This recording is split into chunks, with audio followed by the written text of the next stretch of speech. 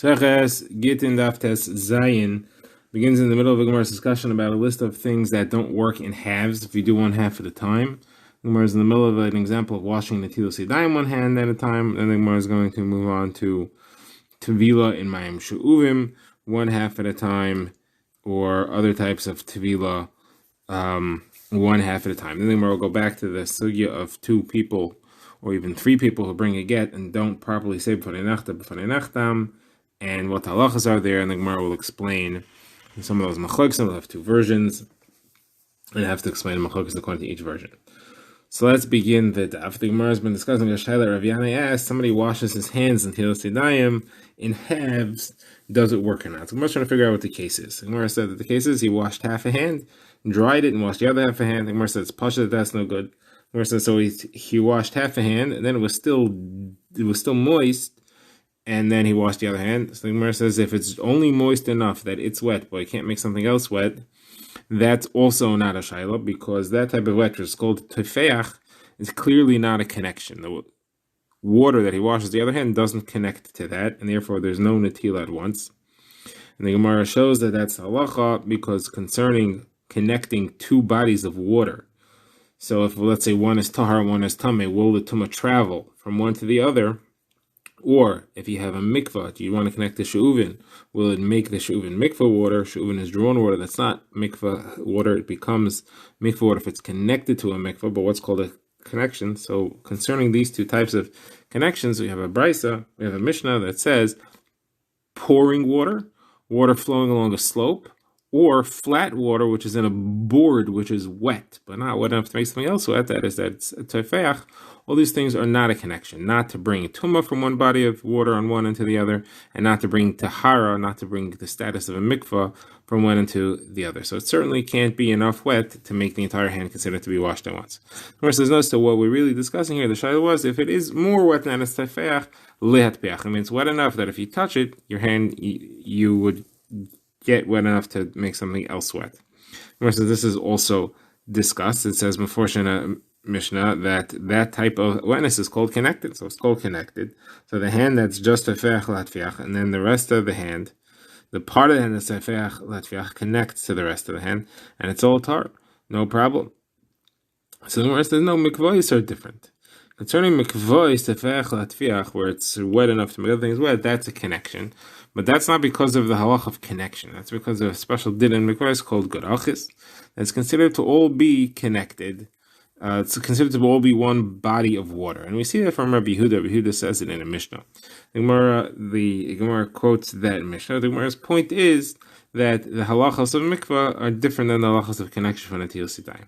So what's that Mishnah? So the Mishnah says if you have a mikvah which is exactly 40 sa, which is the minimum size of a mikvah, and then two people go in, one after the other. So the first person comes out, he takes some of the water out with him.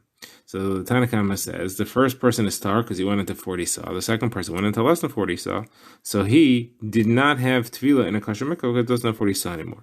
Says Rabbi Yehuda, if the first person's foot was still touching the water, so all the water on his body is still connected to that water, you say good achas, it's all part of the body of water, it's all viewed as if it's still in the mikvah. It's not as connected, but it's viewed as if it's still in the mikvah.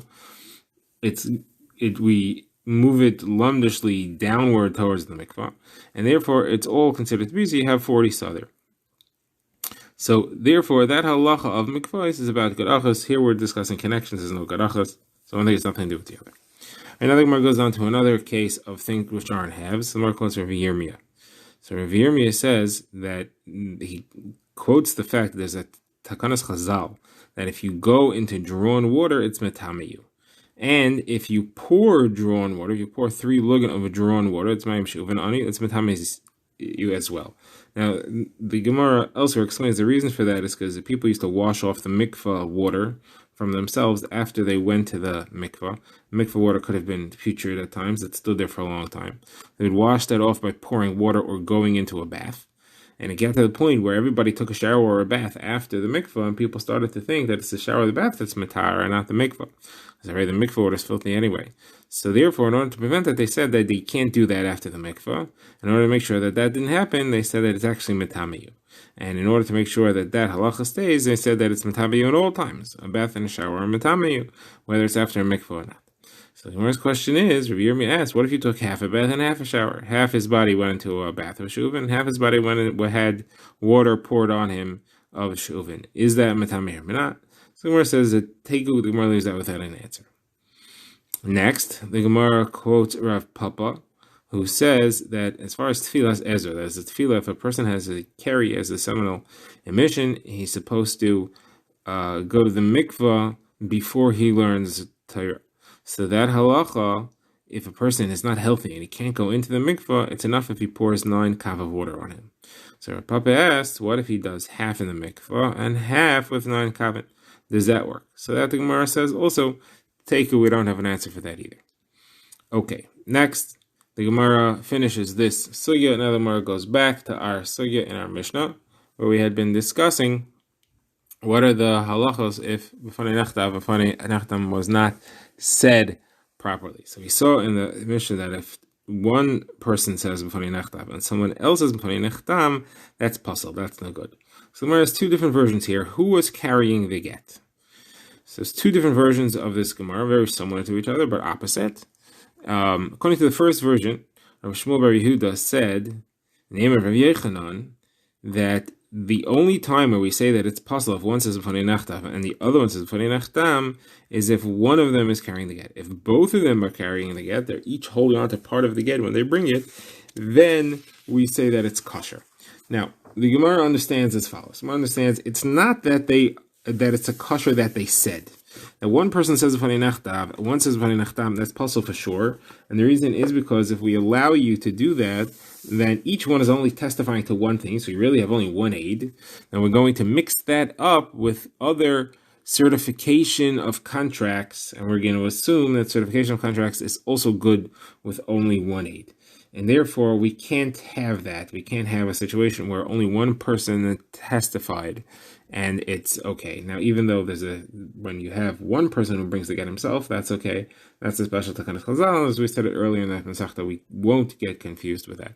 But here, if you have 2 people and it's not said properly, if it's not in the way that, even if it's not 2 people, if it's not said properly, the way the Chazal said, we trust him, then we're afraid it's going to be confused with Kim Shtar's Baum, with certification of other contracts, and therefore that's no good.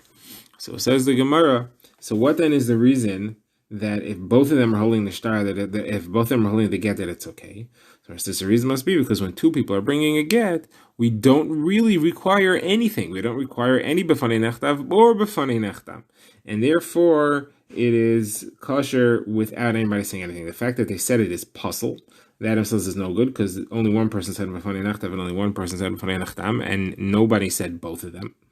But because you have 2 people bringing it, it's okay. And the reason is because the whole reason for saying b'fanei nechtam is because of we require certification of the shtar, and we're afraid you're not going to be able to find witnesses, like Rava said earlier in the Masechta.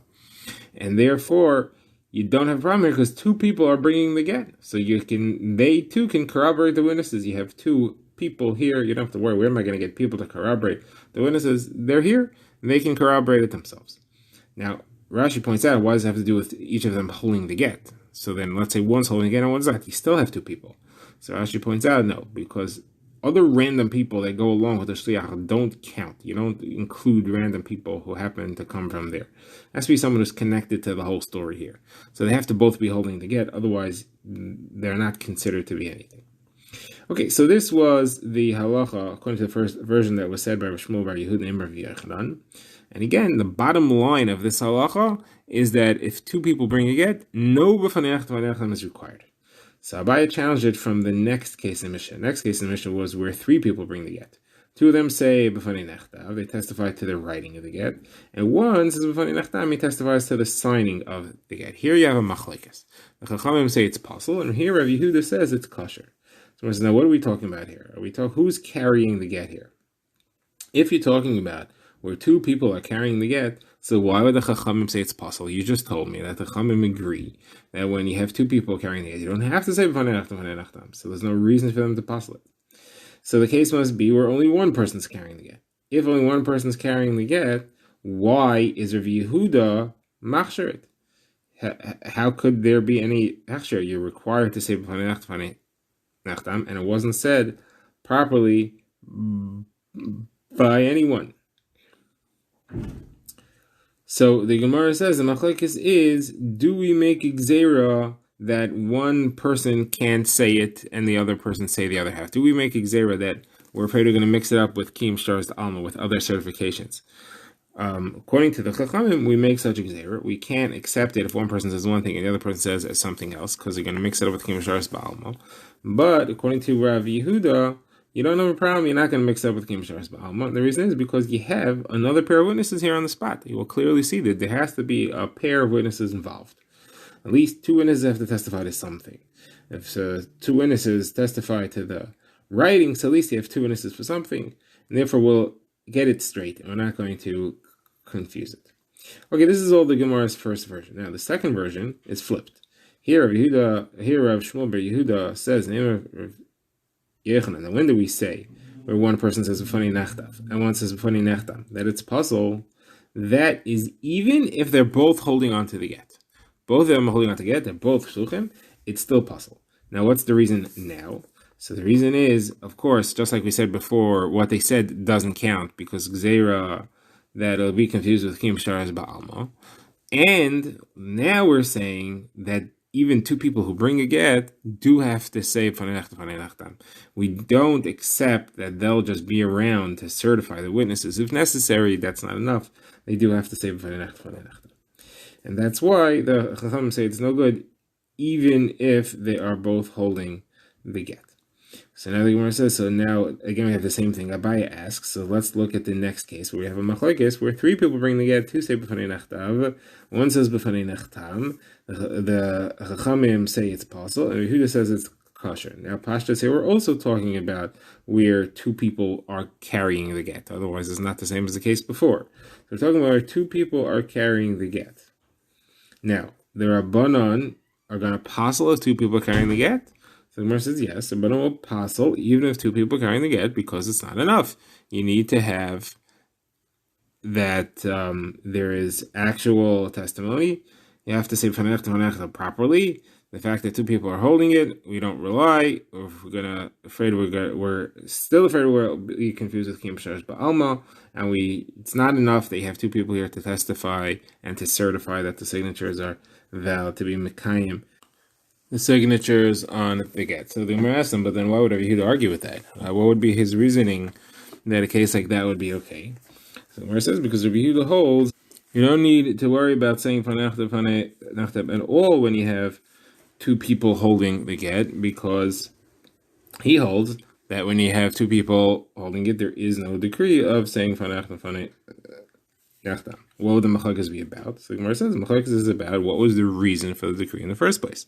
If it was because of kiyum shtaris, so you would not have a problem if you have two people bringing it, and that's what Yehuda holds, because you have two people, so you don't have to worry about being mekayim neshtar.